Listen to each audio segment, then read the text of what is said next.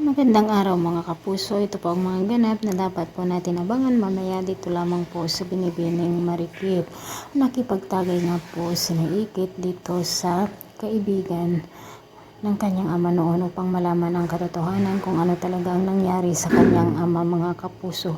At sinabi nga ng lalaki ang kanyang nalalaman tungkol dito sa nangyari sa kanyang ama at dito na magsisimulang maghiganti si Ikit kina Rika at Angela. Samantala naniwala naman si Mayumi dito sa sinabi ng lalaki na kung saan ay ang kasabwat ng malditang mag-ina na sina Angela at Rika. At umiiyak nga po si Mayumi dahil ang alam niya ay namatay na nga si Nagani at Ikit na nasama daw sa sunog.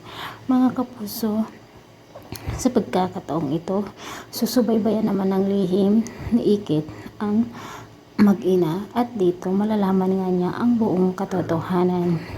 At sana ipakita ni Ikit ang picture nila noon dito kay Drew upang sa ganun nga ay masabi ni Drew dito kay Mayumi na buhay pa ang kanyang anak na si Ikit.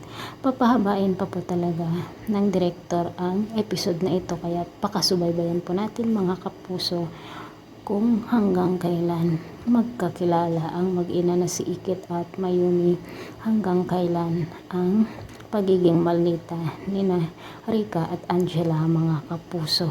Nagbuksing naman sina Mateo at Drew at dito nga itinaya nila kung sino daw ang mananalo ay siya ang manligaw kay Ikit.